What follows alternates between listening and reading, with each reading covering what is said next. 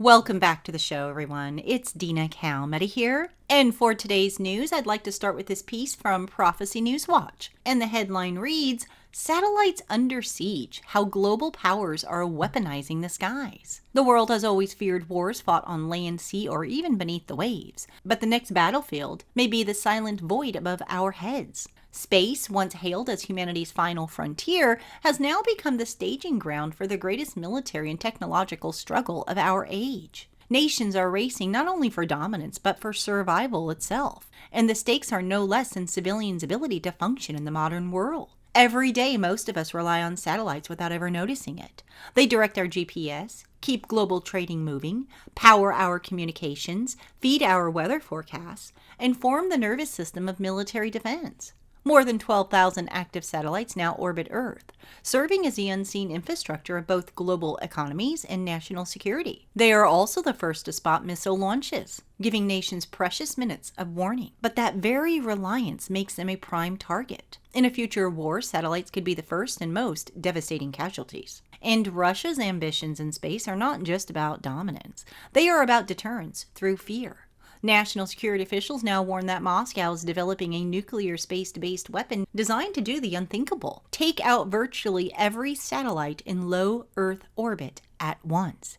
The blueprint is chilling. First, a massive physical strike would send shockwaves of shrapnel rippling outward, smashing into satellite after satellite. Then a nuclear blast would fry the electronics of any surviving systems. In one fell swoop, Russia could darken the skies, rendering useless thousands of machines humanity has come to depend upon. The consequences would be catastrophic. Without satellites, militaries would be blinded, GPS navigation silenced, and global communication fractured. Stock markets would crash, energy grids falter, and aircraft lose their way mid-flight. More than just disabling an adversary, Russia's strategy could cripple the entire fabric of global order. And make no mistake, this is not simply about physical warfare. It is psychological warfare, designed to hold the world hostage to the thought that with one push of a button, Moscow could drag modern civilization into chaos. While Russia threatens with brute destruction, China has waged its campaign more quietly, with strategy, patience, and expansion. Beijing has spent years building a vast network of satellites, launching them at a pace that rivals and sometimes surpasses the United States. But China's ambition doesn't stop at building its own system. It is busy weaving a web of dependence that stretches across the globe. Through its Beidou navigation system, a direct competitor to America's GPS, China has courted nations in Africa, Asia, and Latin America, offering them access to positioning, navigation, and timing services. For many developing countries, this system is cheaper, faster, and politically attractive. But behind the gift lies a hook. Reliance on China's space infrastructure places these nations under Beijing's influence.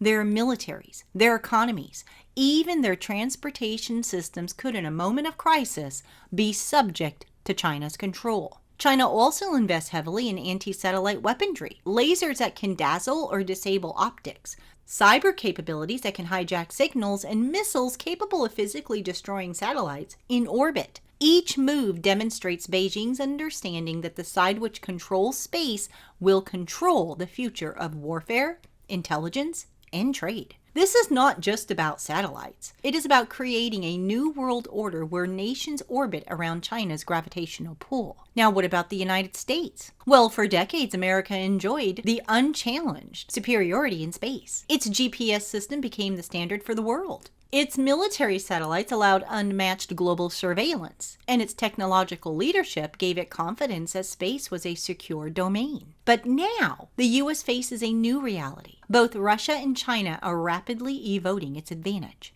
and Washington must race to adapt. The U.S. has responded by creating the Space Force, a dedicated branch of the military tasked with protecting America's orbital assets. Billions are being poured into new generations of satellites, which are smaller, cheaper, and designed to operate in swarms, making them hard to destroy in a single strike. Private companies like SpaceX are building vast constellations of satellites that can serve not only commercial purposes, but also military resilience. But America's challenge is not just technical, it's strategic and spiritual. Can the U.S. defend thousands of satellites scattered across orbit while preparing for threats as different as Russia's doomsday strike and China's slow, quiet encirclement? More importantly, can it maintain the trust of nations who depend on its systems while facing growing global skepticism about its role as the world's guardian? The answer may decide whether the 21st century belongs to freedom or tyranny. Space is no longer simply an area of exploration. It is a battlefield where the high ground is not a hill or mountain, but the heavens themselves. So what is a spiritual dimension? It is towers of Babel in orbit. Behind the rockets, satellites, and weapons, there is a deeper question. What does it mean when humanity takes war into the heavens? The Bible tells the story of Babel, when mankind sought to build a tower into the sky, striving to make themselves like gods. Today, our towers are satellites, space stations, or ambitions clothed in technology rather than stone. Yet the pride is the same, and so is the danger. Nations now look upward, not with wonder, but with fear, each preparing to strike the other from the heavens. It is a sobering reminder that human pride always turns creation's gifts into tools of destruction. Satellites were meant to guide ships, forecast storms, and connect families across the globe. But in the hands of sinful men, they have become both targets and weapons. Christians should see this in a call to prayer and discernment. Technology cannot save us from the darkness of the human heart. Only Christ can. While leaders speak of deterrence, dominance, and destruction, the church must speak of peace, truth, and humility. The heavens declare the glory of God, not the might of nations. If men turn space into a battlefield, they will find that even the stars cannot protect them from the judgment of the one who made them. Space is no longer neutral ground. It is the front line of struggle that could determine the fate of nations, the trajectory of history. Russia brandishes destruction. China builds dependence, and America scrambles to defend what remains of its high ground. All the while, the world grows more entangled in systems that could collapse in a single act of war. We may not feel it as we check our GPS or watch a weather report, but our lives are already tethered to the satellites spinning silently above us. They are both our greatest convenience and our greatest vulnerability. The next great war may not begin with tanks crossing a border or planes flying overhead. It may begin with the sudden silence of the skies. And when it does, we must remember that salvation does not come from satellites or superpowers, but from the Lord, who sits enthroned above the circle of the earth. Space may belong to the nations for a time, but eternity belongs to Him. What a truly remarkable article here. And I'll make sure to leave a link for you guys so that you can go and check them out. In fact, go and visit this website. It is absolutely incredible with a lot of end times headlines, articles. You'll love it. With that said, I want to move on to another favorite. Michael Schneider of The Most Important News. He lists the 9 sickening abominations that are being created by our top scientists. He goes on to say just because something is possible doesn't mean that our scientists should actually be doing it. We live at a time when technology is advancing at an exponential rate, but there are very few guardrails. As a result, researchers are pretty much doing whatever they feel like doing. In secret laboratories all over the planet, atrocities are being committed and monstrosities are being created. Unfortunately, since the mainstream media talks very little about what is going on behind closed doors, the vast majority of the population has no idea what is happening. Hopefully, articles such as this one will help to shed some light in the darkness. The following are 9 sickening abominations that are being created by our top scientists. And some of these I have already gone over separately in different shows. So this will be a good thing to put them all into this one show. But number 1, researchers in China have successfully created mice that have 2 fathers and no mothers. And those mice were able to produce offspring of their own. Number 2, a company known as Colossal Biosciences was able to use genetic engineering to bring dire wolves, and we talked about this, back from extinction. And now they want to do the same for the woolly mammoth, the dodo, and the Tasmanian tiger. Anyone that has watched a Jurassic Park movie knows how this story is likely to end. Number 3, it is being reported that a group of very prominent scientists intends to play God by building synthetic human DNA by scratch. So right there we see Genesis, the days of Noah, the days of the Nephilim. Number 4, how would you feel if you were literally frozen for 3 decades before you were born? Recently, a couple in Ohio set a brand new record by giving birth to a child that was born from an embryo that had been frozen for 30 years. Number 5, a team of researchers that is led by a scientist at Stanford University has developed a brain-computer interface that can literally read minds. This new brain-computer interface reportedly has an accuracy rate of 74%.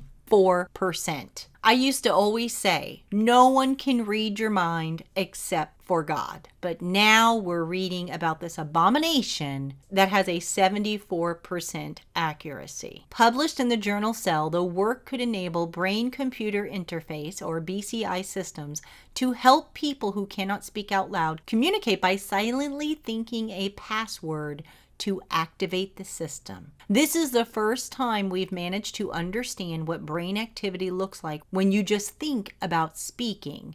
And that came from the lead author, Aaron Kuntz of Stanford University. Number 6, a company that is being backed by none other than Bill Gates would like us to start eating butter that is made out of carbon. That sounds disgusting. A recent puff piece from the Carbon Herald says innovative food tech company Savor has launched the world's first butter made out of carbon. They were able to achieve this technological advancement by molecularly constructing fat out of carbon dioxide, green hydrogen, and methane.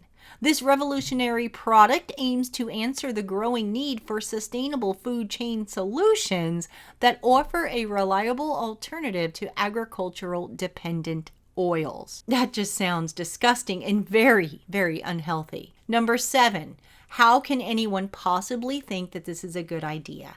Scientists in Brazil have created chimeric H5N1 viruses that did not previously exist in nature. You guys, they're creating viruses. Number 8, researchers at Johns Hopkins University are creating human mini brains in order to study neurological diseases. Michael goes on to say, I do not even have the words to describe how sick this is. To understand how neurological diseases and conditions develop, scientists have created simplified versions of the brain called brain organoids. These are 3-dimensional tissue cultures that grow from stem cells and replicate the structure and function of the brain. More recently, they have developed brain assembloids, which are a fusion of multiple brain organoids. They combine organoids representing different parts of the brain, such as the cortex, midbrain, and hindbrain. They're essentially creating a Frankenstein. But number 9, finally, apparently they did not learn their lesson the first time, because now researchers at China's Wuhan Institute of Virology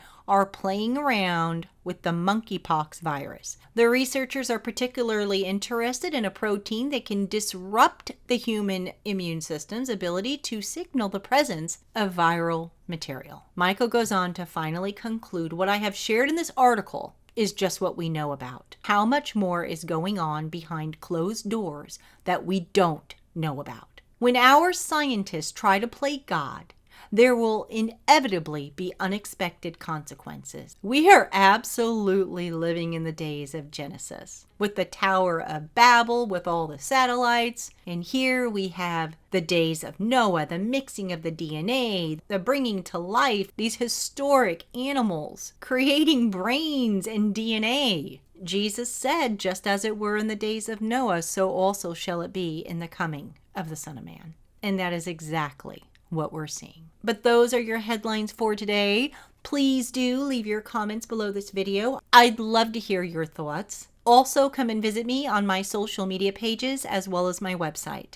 at www.cww7news.com. Thank you so much for tuning in. Until next time, God bless and stay safe.